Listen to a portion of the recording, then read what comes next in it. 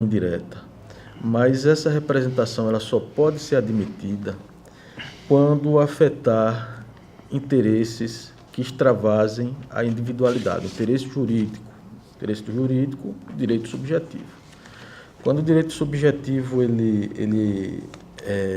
que se busca tutelar é apenas individual, eu tenho me manifestado reiteradas vezes, principalmente naquelas demandas, representações de portal de transparência, pelo não conhecimento, né? E eu explico por quê. O TCU ele tem entendimentos nesse sentido, né?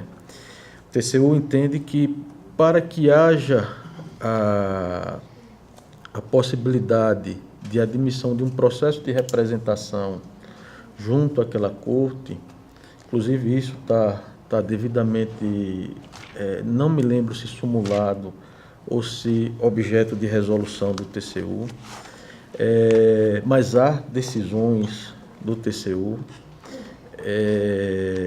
ele precisa atingir interesses difusos, não é? Ou interesses coletivos. E aqui me parece que a situação se assemelha muito à busca da tutela de um interesse individual, a gente retirar uma sanção que foi imposta a uma empresa, né?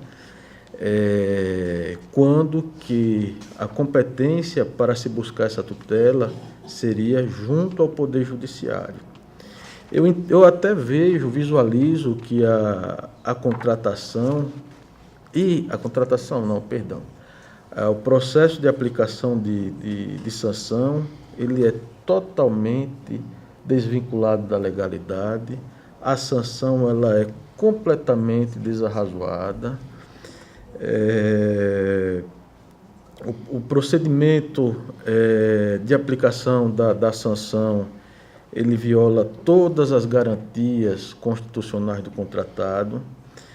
Todavia, eu acho que o enfoque que a gente está dando aqui é um enfoque com a devida vênia, que não é o mais adequado para a nossa vocação institucional.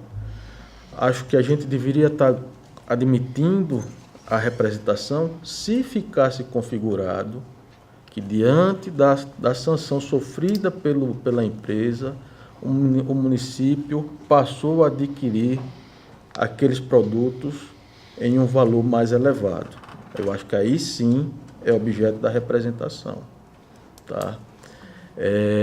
O município passou a celebrar um contrato emergencial em uma condição menos onerosa para a administração. Aí sim é objeto de admissibilidade. Porque se a gente abrir aqui a nossa competência para tutelar direito subjetivo de empresa em face da administração pública, a gente primeiro que está, não diria se arvorando na competência do Poder Judiciário de tutelar interesses individuais, mas a gente estaria fugindo muito à nossa competência de tutelar o interesse público e a coisa pública para dar um foco maior à tutela de um interesse individual de uma empresa. Eu tenho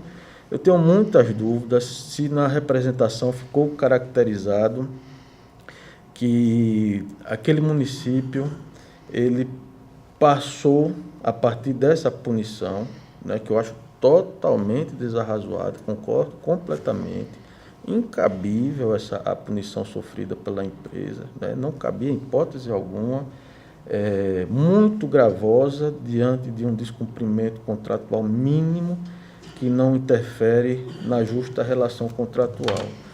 Mas eu tenho sérias dúvidas se na representação ficou caracterizado que, diante dessa sanção, o município ele passou a adquirir aqueles mesmos produtos objeto da contratação em uma condição mais gravosa do que aquela inicialmente posta, né? Eu coloco essa matéria em discussão, né, porque antecede até mesmo, caso a gente entenda, por maioria, que a representação deve ser admitida, a gente vença, eu ficaria vencido nesse aspecto da admissibilidade da representação, né?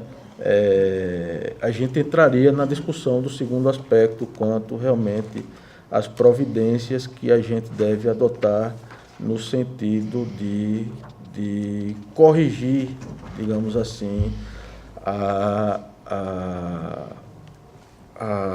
punição que foi aplicada à empresa representante, né? Então, eu continuo em discussão, quero ouvir as sugestões de Vossas Excelências, porque eu pretendo colocar primeiro em votação preliminarmente a admissibilidade da representação,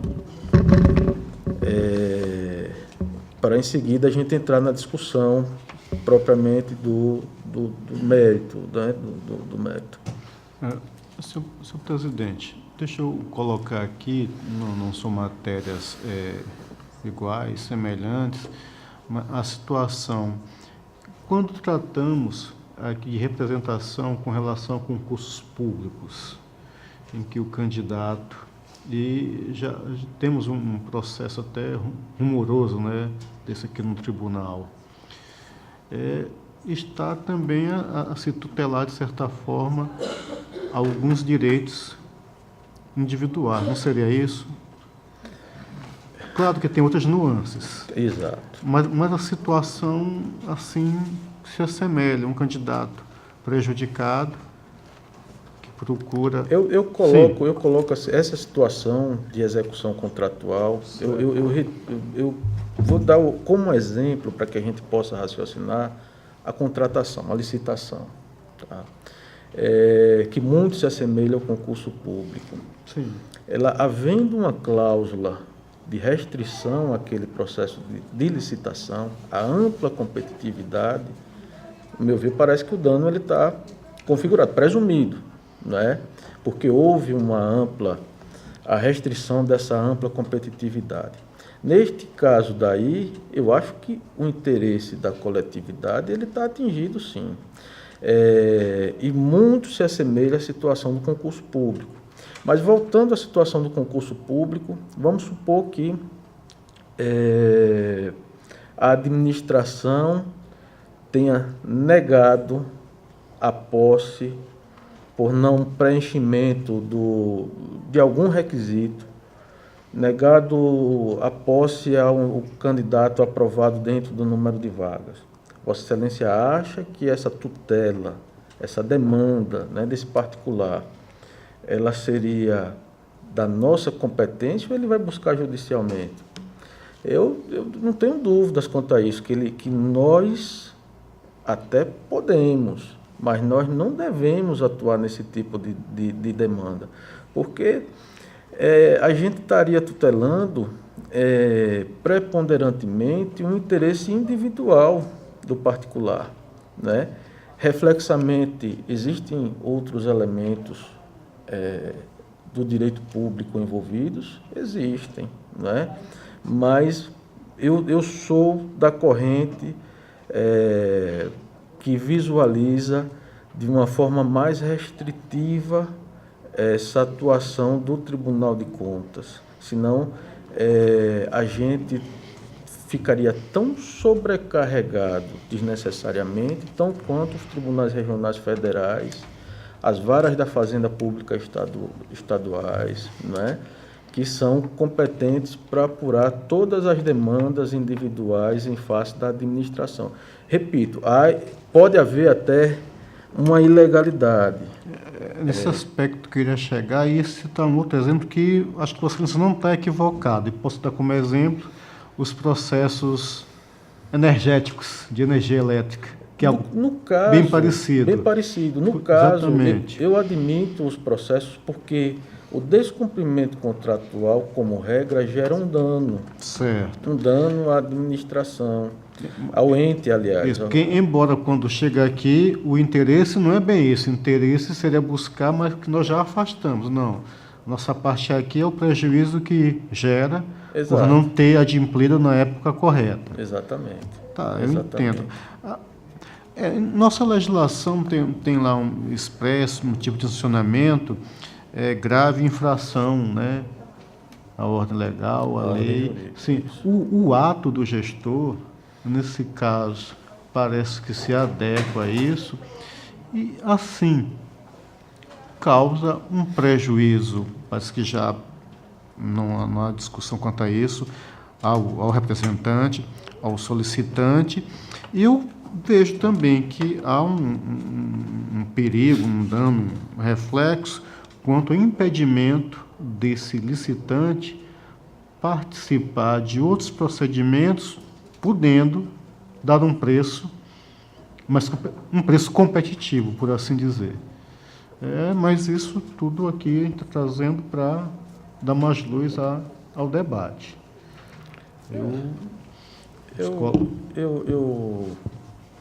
Pois não, conselheiro. Presidente, eu não acho que esse entendimento de Vossa Excelência é descabido. Muito pelo contrário, na verdade, nunca ele me ocorreu dessa forma, mas Vossa Excelência falando, eu acho que faz sentido quando a gente analisa a questão do direito sobre qual o papel do Tribunal de Contas, né?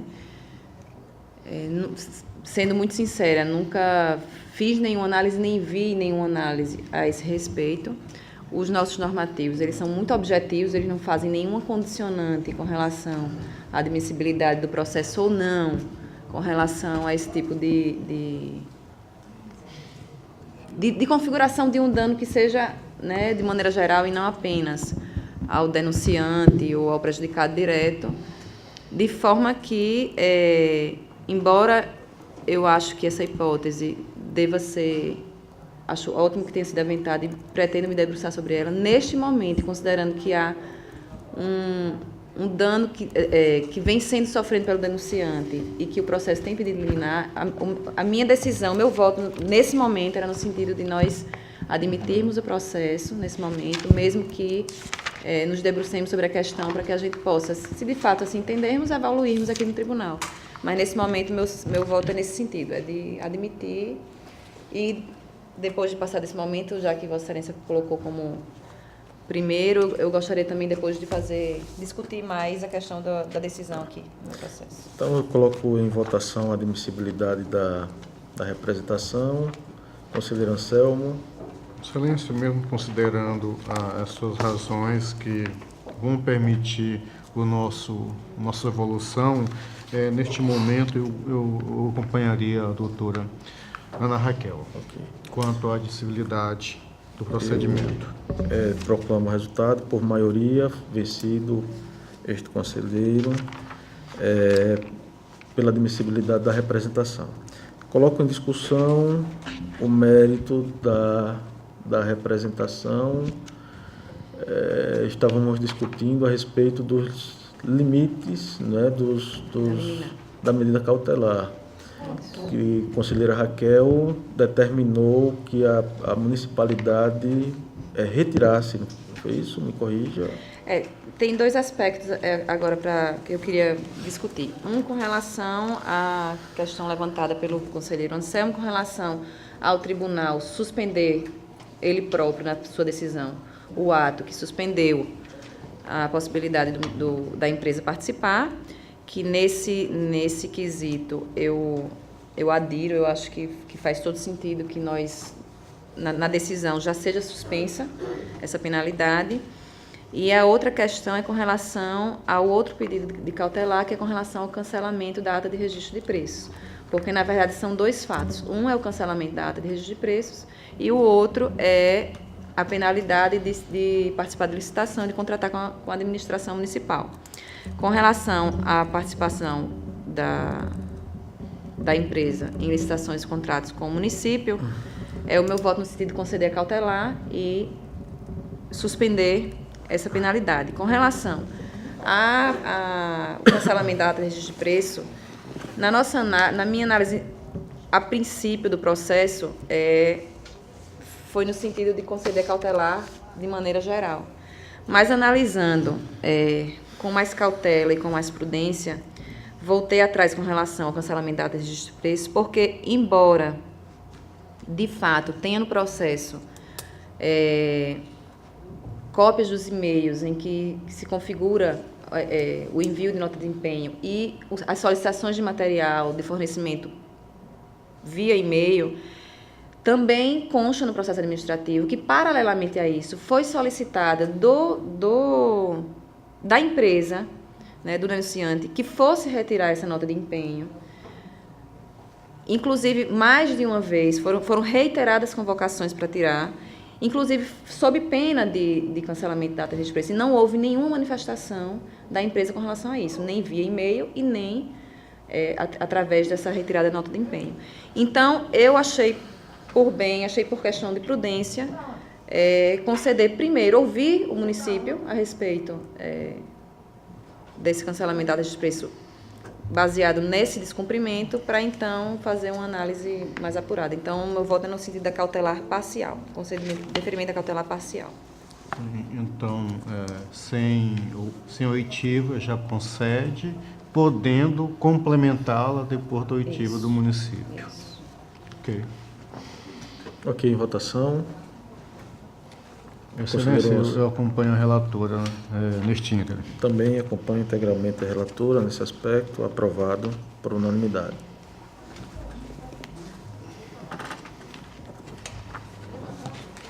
Rodrigo, depois eu mando o processo que eu vou ter que Tá. ver assim.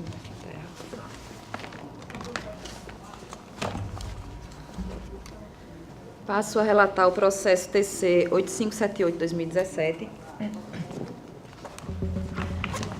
Trata-se também de denúncia, oferecida dessa vez por cidadão, por meio da ouvidoria desta Corte de Contas, na forma do artigo 42 da Lei Orgânica do Tribunal de Contas, mediante a qual relata suposta acumulação irregular de cargos públicos pela senhora Maria Rosimeire Lopes de Melo. Relata a denunciante que a servidora Maria Rosimeire Lopes de Melo ocupa simultaneamente os cargos de analista judiciário do quadro de servidores do Poder Judiciário do Estado de Alagoas, lotada no Fórum da Comarca de Messias, com jornada semanal de 30 horas, e de coordenadora pedagógica do quadro de servidores do município de Messias, lotada na Escola Municipal Luiz Amorim Leão, com jornada semanal de 25 horas, o qual encontra vedação no artigo 37, incisos 16 da Constituição de 88. Notificados, o município de Messias, por meio do seu procurador municipal, ofício número 32 de 2017, e o Poder Judiciário do Estado de Alagoas, através da juíza de direito da vara do único ofício de Messias, manifestaram-se nos autos pela legalidade da acumulação dos cargos ocupados pela senhora Maria Rosimeire Lopes de Melo, uma vez tratar-se de acumulação legal de cargo público, conforme permissivo previsto na Constituição Federal, artigo 37, inciso 16, a linha B, um cargo de professor com outro técnico ou científico, não havendo outro sim incompatibilidade de horários.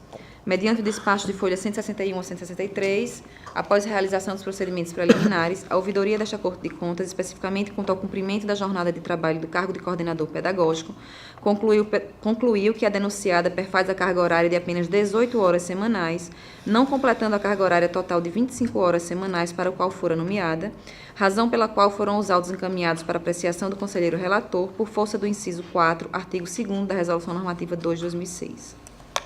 Após juízo positivo de admissibilidade da presidência, os autos foram apreciados pelo Ministério Público de Contas, que se manifestou por meio do parecer 2617/2018/Terceira Procuradoria de Contas, concluindo pela inexistência de irregularidades na acumulação de cargos públicos pela senhora Maria Rosimeire Lopes de Melo, propugnando pelo arquivamento do feito.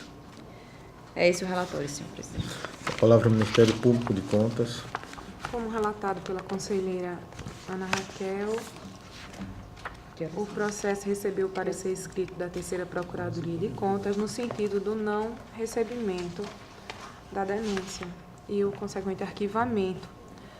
Pelo que consta dos autos, foi verificada a constitucionalidade da acumulação, uma vez que se trata de um cargo técnico cumulado com um cargo de professor, e de acordo com o que levantado pela Terceira Procuradoria, haveria compatibilidade da carga horária e o cumprimento efetivo da carga horária em ambos os cargos.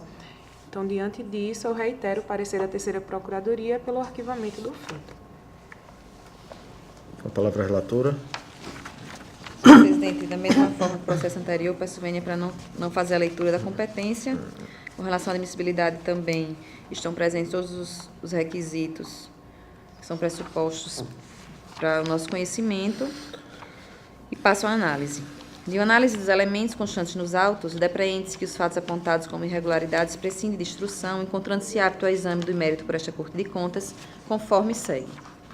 A Constituição Federal permite a acumulação de cargos de forma excepcional e desde que haja compatibilidade de horários como segue. Artigo 37, inciso 16. É vedada a acumulação remunerada de cargos públicos, exceto quando houver compatibilidade de horários, observando em qualquer caso disposto no inciso 16. B. A de um cargo de professor com outro técnico científico. Quanto à natureza dos cargos, conforme amplamente demonstrado nos autos, não restam dúvidas acerca do enquadramento ao permissivo constitucional esculpido no artigo 37, inciso 16, a linha B da Constituição Federal de 88, supratranscrito, uma vez se tratar de um cargo técnico, auxiliar judiciário, e outro de professor. Resta-nos, entretanto, adentrar na questão atinente ao real cumprimento de carga horária, conforme enfatizado pela ouvidoria desta Corte de Contas. O artigo 37, inciso 16, condiciona a acumulação lícita de cargos à compatibilidade de horários, não havendo qualquer previsão que limite a carga horária máxima desempenhada, diária ou semanal, devendo a compatibilidade de horários ser oferida caso a caso. No caso em exame, restou demonstrado que a carga horária exercida pela servidora, qual seja entre 7h30 da manhã e 1h30 da tarde, no Fórum de Messias, na função de analista judiciário, e entre 2h da tarde e 5h30 da tarde, na Escola Municipal Luiz Amorim Leão, na função de professora, é compatível com o exercício de ambas as atividades. Nota-se que, de fato, o cômputo do horário desempenhado como professora totaliza 18 horas e não as 25 horas semanais correspondentes ao cargo. Ocorre que, com relação à carga horária de professor, o dispositivo do parágrafo 4º do artigo 2º da Lei 11.738 de 2008, ao estabelecer o limite máximo de 2/3 da carga horária para o desempenho das atividades de interação com os educandos, reserva 1/3 da carga horária para a realização de atividade extraclasse. Assim, comprovada a compatibilidade de horários, não há que se falar em acumulação ilegal de cargos públicos. E, nesse sentido, estando presentes os requisitos formais para o regular prosseguimento do feito, eu voto no sentido de que esta Câmara decida conhecer da presente denúncia, uma vez preenchidos os requisitos de admissibilidade previstos no artigo 191 da Resolução 3 de 2001 do Regimento, e no mérito considerá-la improcedente em razão de não restarem evidenciadas as irregularidades. Determinar o arquivamento dos autos com fulcro no artigo 193 do Regimento Interno, em razão da inexistência de irregularidade na acumulação de cargos públicos pela senhora Maria Rosimeire Lopes de Mello, da ciência da presente decisão ao ouvidor deste Tribunal de Contas e da publicidade da presente determinação e ciência imediata aos interessados. É esse meu voto, senhor presidente. Em discussão. Conselheira, tenho algumas dúvidas com relação ao que foi relatado. Esse cargo de auxiliar judiciário, ele é um cargo de nível superior? E se você teria as atribuições desse cargo? Tem que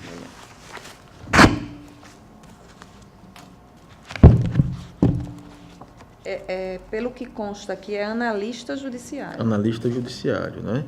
Então, a questão, ela cinge-se em torno da natureza jurídica do cargo, se ele é um cargo técnico, se ele é um cargo de natureza científica, ou ele é um cargo de natureza meramente administrativa, né? Ele sendo um cargo de natureza administrativa, haveria, sim, a acumulação indevida. Me parece que não entramos nesta discussão em torno, ele ocupa o cargo de professor e ele ocupa o cargo de auxiliar judiciário. A dúvida que eu tenho apenas é se o cargo de auxiliar judiciário ele é de natureza... Analista judiciário. Ele é um cargo de natureza técnica. Eu peço licença para ler um trecho do parecer que trata exatamente desse ponto. Da análise dos autos, percebe-se que é fato indiscutível que o primeiro cargo da denunciada é de professora, sendo que o segundo cargo, de acordo com a Corregedoria do Tribunal de Justiça de Alagoas, possui natureza eminentemente técnica. Ademais, registra-se que o artigo 6º da Lei 7889 de 2017, Plano de Cargos, Carreiras e Salários de Servidores do Poder Judiciário do Estado de Alagoas, tem a seguinte redação. Artigo 6º. As atribuições gerais dos cargos, na forma do anexo 2 desta lei, deverão observar o seguinte. Analista judiciário. Atividades de planejamento, organização, coordenação, supervisão técnica, assessoramento, estudo, pesquisa, elaboração de laudos, pareceres ou informações e execução de tarefas de elevado grau de complexidade. A descrição legal deixa claro que a atividade de analista exige do servidor a execução de tarefas de elevado grau de complexidade e, com a reformulação do mencionado cargo, passou-se a exigir que o servidor fosse graduado em Direito. Do que foi exposto, é possível afirmar que a denunciada exerce cargo de natureza técnica, seja pelo reconhecimento do órgão, através da corregedoria, seja pela descrição das atribuições que ultrapassam o conceito de atividade meramente burocrática. Esclarecida a dúvida, continua em discussão. Não havendo discussão e votação. Conselheiro Anselmo. Senhor presidente, acompanha a relatora. Também acompanha a relatora. Aprovado.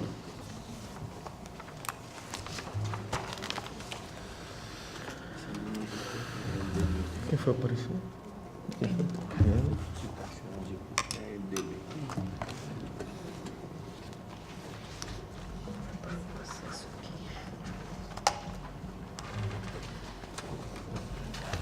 Senhor presidente, eu passo a relatar agora alguns processos de aplicação de multa do Funcontas.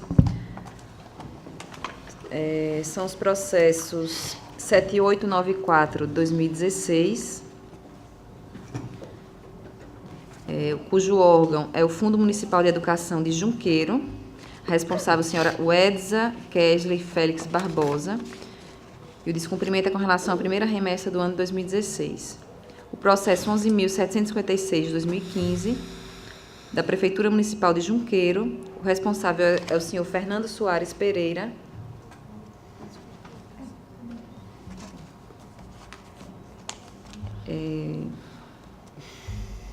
O descumprimento é da segunda remessa de 2015. E o processo 7463/2016, o órgão Prefeitura Municipal de Campo Alegre, responsável a senhora Pauline de Fátima Pereira de Albuquerque, descumprimento da primeira remessa de 2016, processo 3797/2017, o órgão Secretaria Municipal de Assistência Social de Atalaia, responsável a senhora Josefa Betânia Mota Menezes, e o descumprimento é da sétima remessa de 2014.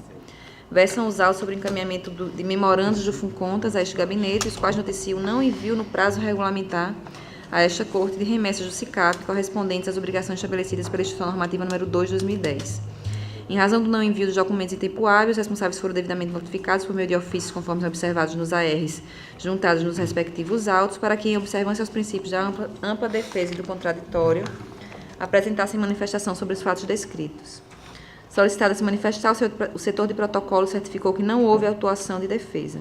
Verificou-se que os processos foram instruídos com a documentação indispensável ao julgamento por esta Corte de Contas.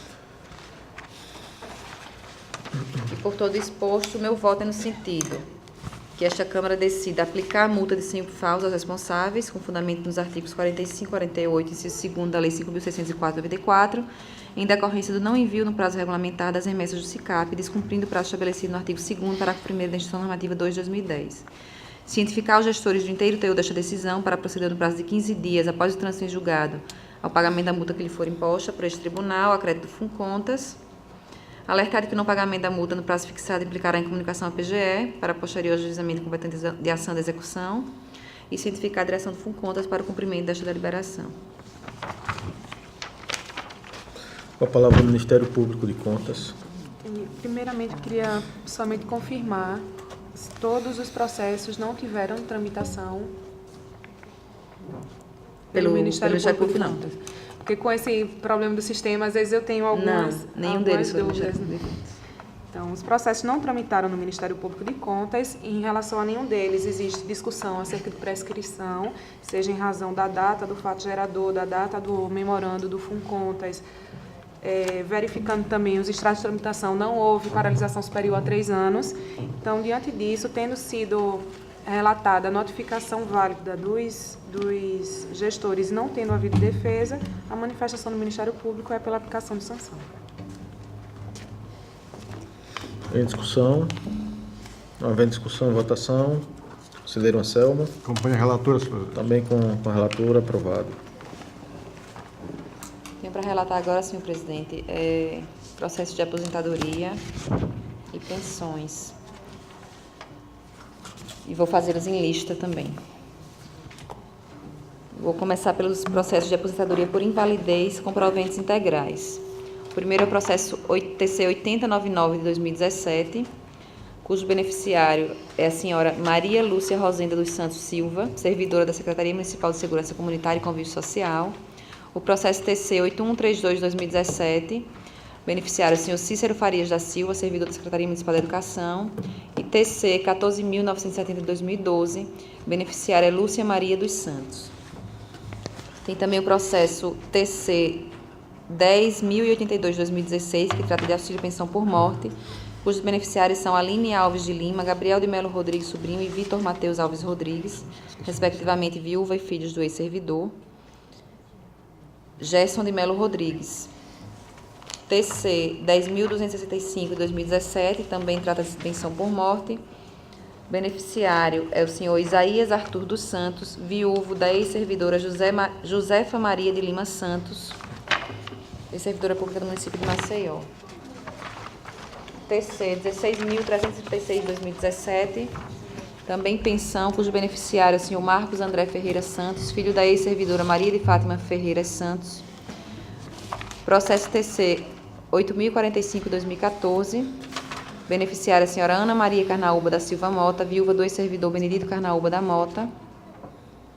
E o processo TC 11.425 de 2011, também pensão, beneficiária a senhora Jovelita Vasconcelos da Silva, viúva do ex-servidor Antônio Gomes da Silva, que era servidor público do município de Atalaia. Dessa forma, todos os pareceres zerados nos autos do Ministério Público de Contas são no sentido do registro, e o meu voto é em consonância com esses pareceres, no sentido de que nós ordenemos o registro das portarias e dos decretos que concederam as aposentadorias e as pensões ora relatadas, da ciência das decisões aos Institutos de Previdência, Aeroprevidência e Prev Maceió e IPA-SMV, Instituto de Previdência de Viçosa, e ao Atalaia Prev, ressaltando a necessidade de proceder à compensação nos casos em que couber e determinada a evolução dos respectivos processos administrativos originais ao órgão de previdência. Com a palavra o Ministério Público. Em todos os processos, houve parecer do Ministério Público de Contas pelo registro dos atos. Gostaria de fazer apenas um acréscimo em relação ao processo 10.082 de 2016, em que o parecer é pelo registro condicionado à publicação do ato no Diário Oficial, uma vez que foi verificado que o ato não foi devidamente publicado. Então, somente esse acréscimo em relação ao processo 10.082 de 2016, todos os demais pelo registro, sem qualquer condicionante.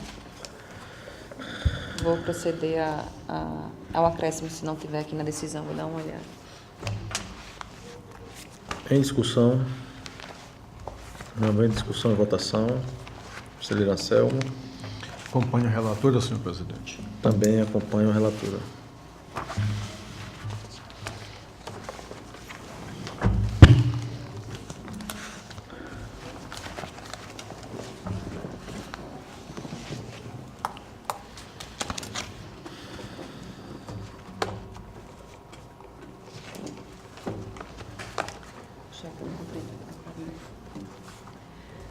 Senhor presidente, tem mais um processo de aposentadoria que eu deixei para relatar à parte, porque Vossa Excelência atuou nele. É o processo TC 14.157 de 2011. Eu atuei como membro do Ministério Público. Membro do Ministério Público. Eu estou me declarando impedido e transmitindo a presidência da sessão ao conselheiro Anselmo. Sendo assim, com a palavra, a conselheira Ana Raquel. Senhor presidente, trata do processo TC 14.157 de 2011, que é uma aposentadoria voluntária por idade com proventos proporcionais. A beneficiária é a senhora Creuza Gomes dos Santos, servidora da Universidade Estadual de Ciências de Saúde de Alagoas, CISAL. Também no processo, o aparecer do Ministério Público de Contas pelo registro, e o meu voto é no mesmo sentido dos processos anteriores, para ordenar o registro do ato, da ciência da decisão aos órgãos de previdência e devolver o processo administrativo original aos órgãos de origem. Com a palavra, o órgão ministerial. Reitero o parecer pelo registro. Em discussão e votação. Excelência, teria uma pergunta. Teria aparecido a auditoria dos autos? Eu me creio que lembrei-me não. do processo. Eu creio que não, 2011. porque senão eu acho que teria sido... Não. Só o Ministério Público.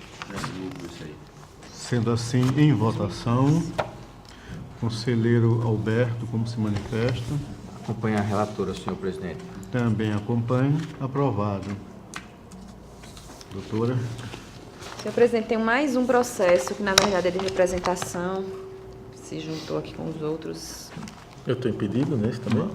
Não? Devolvida a presidência, senhor presidente.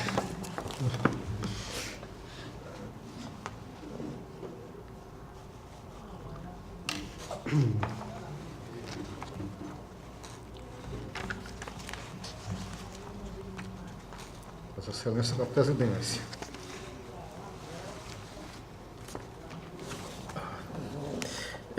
Continua com a palavra, conselheira relatora.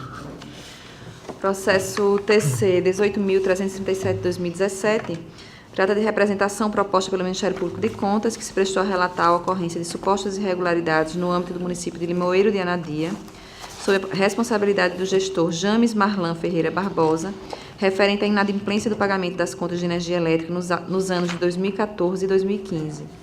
A presente representação teve origem em expediente da Eletrobras, mediante o qual informa acerca do descumprimento do pagamento de contas de energia elétrica por parte de diversos municípios do estado de Alagoas, inclusive o município em epígrafe, e solicita a adoção das medidas pelo Ministério Público de Contas, visando compelir os municípios inadimplentes ao cumprimento das normas financeiras e orçamentárias e do princípio da moralidade. De acordo com o representante, os documentos constantes nos autos demonstram a existência de indícios de dano ao erário em razão da incidência de multas e juros de mora relativos ao inadimplemento do pagamento das contas de energia elétrica. Bem assim, denotam a ausência de planejamento mínimo em violação à regra do artigo 5º da Lei 8.666 de 93. Obediência à estrita ordem cronológica. Em breve síntese, esse é o relatório, senhor presidente. Com a palavra o Ministério Público de Contas. Trata-se daquela típica representação de débitos Eletrobras, né, em que se persegue, como já mencionado nessa sessão, não o interesse privado da empresa, mas buscar o ressarcimento de eventual dano decorrente dos encargos da mora e ainda avaliar eventual burla à ordem cronológica de pagamentos. E são apresentados os elementos fáticos dos débitos. Se requer a apuração justamente nesse sentido, de quebra da ordem cronológica e de eventual dano para sua quantificação e apuração de responsabilidade. Com a palavra relatora. Mais uma vez aqui, eu deixo de ler o relatório sobre competência e admissibilidade, passo a análise. Denuncia o representante a ocorrência de fatos capazes de ocasionar dano ao erário, referentes às supostas irregularidades praticadas pelo gestor de ente público sujeito à jurisdição desta Corte de Contas, que deixou de pagar contas de energia elétrica, totalizando a quantia correspondente a R$ 1.363.240,97, dos quais R$ 158.017 decorrem da imputação de juros, multa e correção monetária. De fato, o pagamento de juros e multas por atraso em faturas de energia elétrica não contempladas pelo orçamento e desprovidas de caráter público e amparo legal configura violação aos princípios da legalidade, moralidade e eficiência estabelecidos no artigo 37, caput da Constituição Federal de 88, bem como deixa de observar as regras para a execução da despesa pública previstas no artigo 4º, combinado com o artigo 12, parágrafo 1º da Lei 4.320 de 64. Verifica-se ainda que, além de não atender ao interesse público, o não pagamento das contas de energia elétrica pelo gestor municipal causa prejuízo financeiro às concessionárias de serviços públicos e à sua clientela, podendo ensejar graves danos à população resultante do corte de fornecimento de energia. Bem assim, a responsabilidade objetiva atribuída pela Constituição Federal às pessoas jurídicas de direito público, no caso de danos a terceiros, atrai para aquelas a responsabilização pelo descumprimento de suas obrigações, impondo-lhes o dever de ressarcir aos cofres públicos os valores das multas e demais encargos incorridos pelo atraso no atendimento das despesas, para os quais o respectivo orçamento prevê os recursos necessários. Depreende-se dos documentos acostados nos autos, mais especificamente a relação de fatura em aberto, as folhas 12 a 28, apresentada pela Eletrobras, a situação de inadimplência em que se encontrava aquela municipalidade. Assim, uma vez evidenciado que o município de Limoeiro e de Anadia tem arcado com despesas decorrentes da mora no pagamento das contas de energia elétrica nos anos de 2014 e 2015, tal ato sejará a responsabilização do gestor. Nessa ótica, apresentada a situação fática pelo representante e observada a legitimidade desta Corte de Contas para, no exercício de suas competências institucionais, velar, no caso concreto, pela legalidade dos atos administrativos, consoante se infere do disposto no artigo 71, combinado com o artigo 75 da Constituição Federal, considerando os indícios de irregularidades que podem causar prejuízo ao erário, como também podem aviltar interesses difusos, sugere-se o conhecimento desta representação para seu regular processamento. Feita essa análise, há que se concluir face à admissibilidade da presente representação, pelo seu conhecimento, para a adoção das providências necessárias à gestão do feito, que serão especificadas a seguir. E embaixo eu especifico,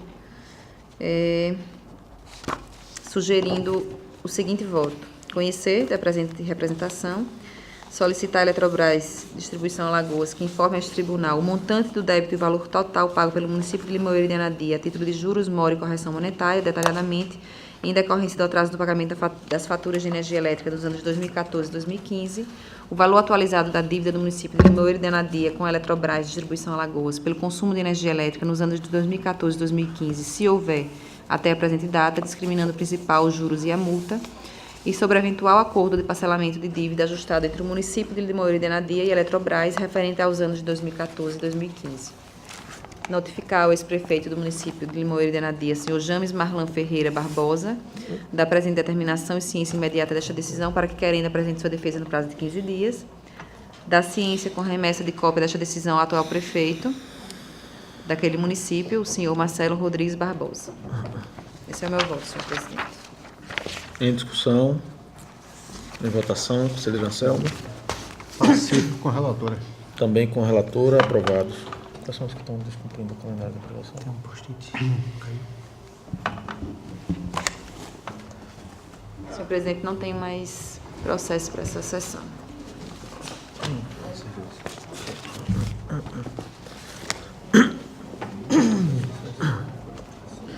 Senhores conselheiros, eu passo a relatar. Trago a relatar o processo TC 286/2013, um contrato firmado pela Secretaria Municipal de Administração de Major Isidoro, tendo como responsável o senhor Ítalo Suruagido Amaral. E, de forma bem resumida, o contrato passou pela análise da Diretoria de Fiscalização Municipal, passou pelo Ministério Público de Contas, ambos se manifestando pela regularidade da contratação em seu aspecto formal.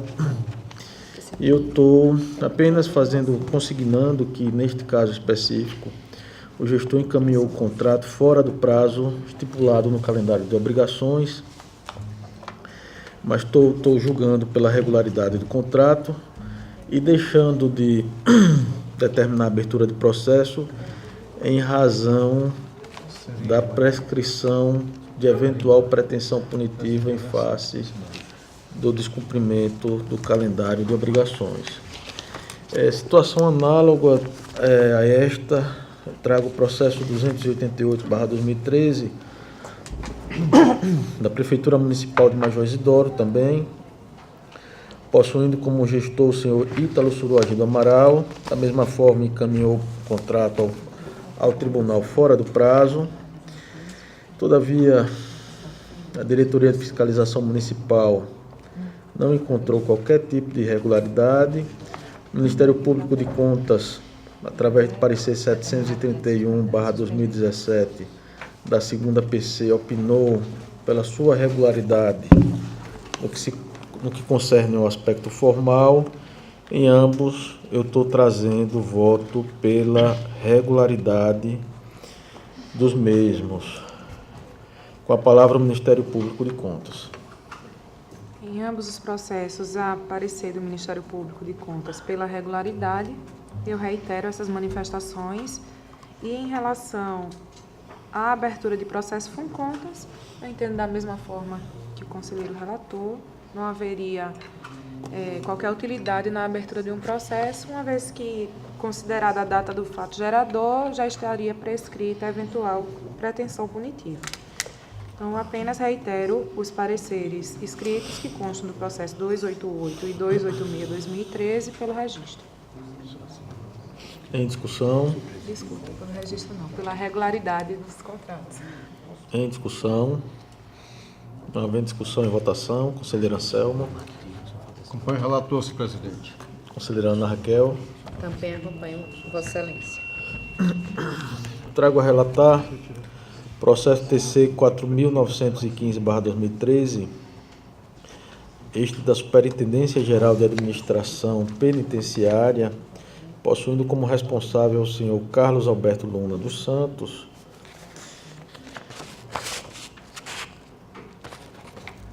Trata-se de um contrato assinado em 4 de abril de 2013 para aquisição de gás liquefeito de petróleo,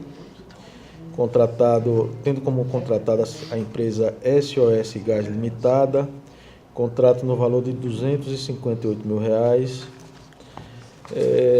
no qual o processo de fiscalização obteve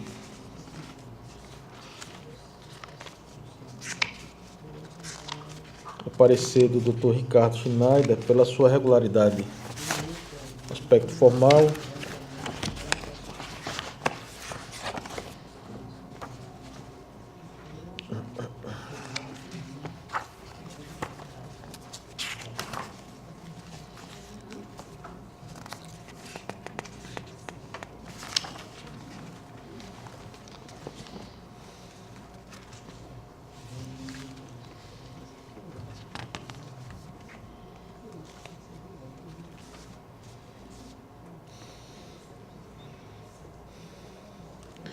no relatório consta que houve, não estou identificando aqui, no relatório consta que a Diretoria de Fiscalização Municipal identificou irregularidades, todavia eu não estou...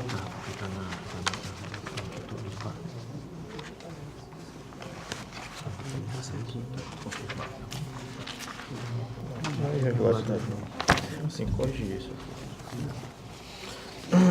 Só o número. Eu estava nesse dia na aprovação dessa resolução. Não apontou irregularidades, nem a Diretoria de Fiscalização Municipal. A Diretoria de Fiscalização Municipal, na verdade, ela fez uma pequena observação.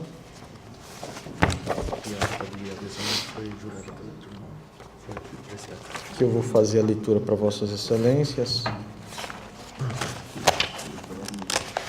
Abre-se aspas. Presente ajuste é uma adesão à ata de registro de preços número 248/2012, devidamente informada por esta sessão e que constitui nesta Corte de Contas o processo TC 13.195.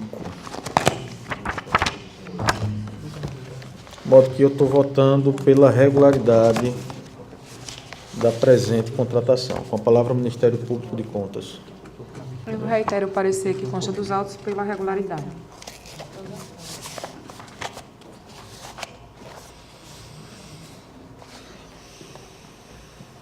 Em discussão e votação. Conselheiro Anselmo. Acompanho o relator, senhor presidente. Conselheira Ana Raquel. Acompanho Vossa Excelência.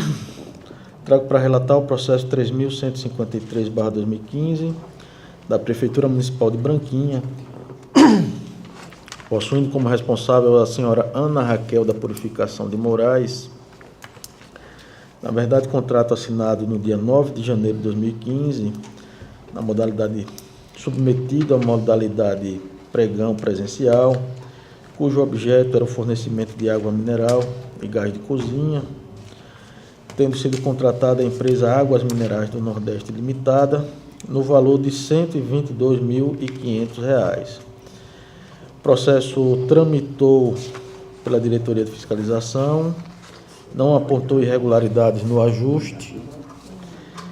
O parecer do Ministério Público de Contas, por sua vez, foi pela regularidade em seu aspecto formal. Estou trazendo o voto pela regularidade do contrato.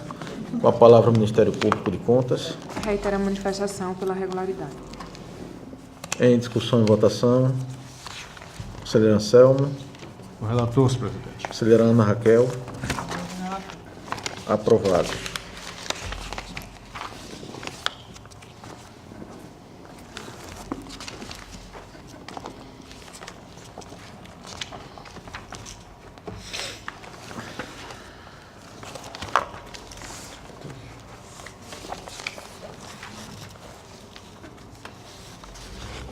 Esses três. Não precisa corrigir. Tá ok.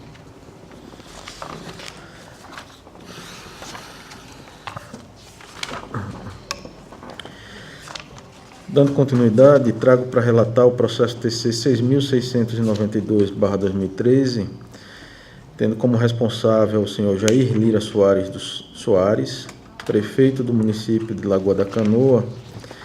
Trata-se de um processo FUNCONTAS, em que houve a notificação do gestor, este, porém, não apresentou defesa, não tendo os autos tramitados pelo Ministério Público de Contas.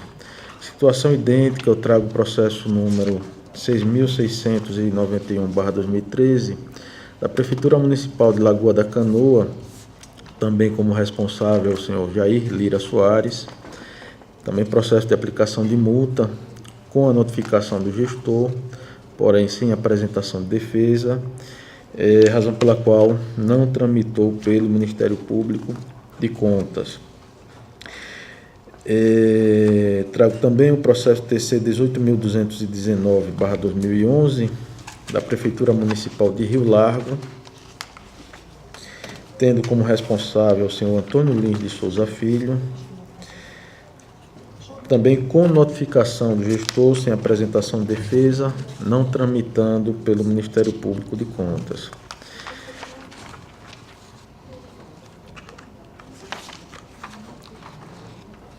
Trago também o processo TC 18.161/2011, também da Prefeitura Municipal de Rio Largo, possuindo como responsável o senhor Antônio Lins de Souza Filho, processo de aplicação de multa, com notificação do gestor. Neste caso, houve apresentação de defesa, todavia, os autos não foram para o Ministério Público de Contas, haja visto que nós estamos acolhendo a prescrição em sua modalidade intercorrente, não só neste processo, como em todos os processos que eu mencionei, que eu fiz a leitura.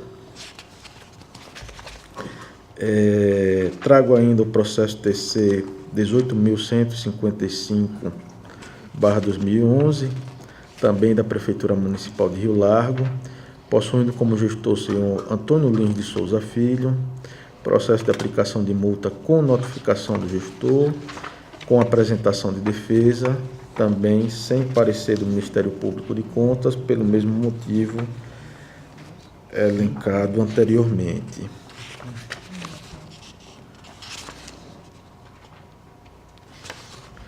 Trago o processo TC 16.798/2011, do Fundo de Previdência do município de Monteirópolis, possuindo como responsável o senhor Maílson de Mendonça Lima, com notificação do gestor, com apresentação de defesa, sem parecer do Ministério Público pelas mesmas razões.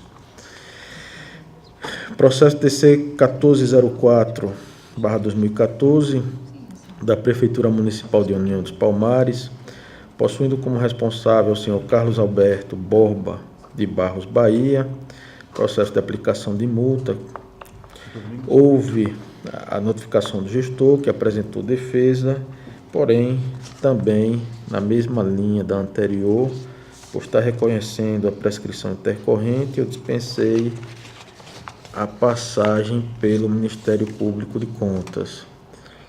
E, por fim, processo TC 10.873/2010, da Superintendência Municipal de Controle e Convívio Urbano de Maceió, possuindo como responsável o senhor Ivan de França Vilela, processo de aplicação de multa, com notificação do gestor, sem defesa e sem parecer do Ministério Público de Contas. Em todos os processos, eu estou de ofício reconhecendo a prescrição intercorrente, tendo em vista que o processo permaneceu parado por um período superior a 3 anos, determinando o arquivamento dos autos com fundamento no artigo 169, inciso 2 do Regimento Interno do TCU.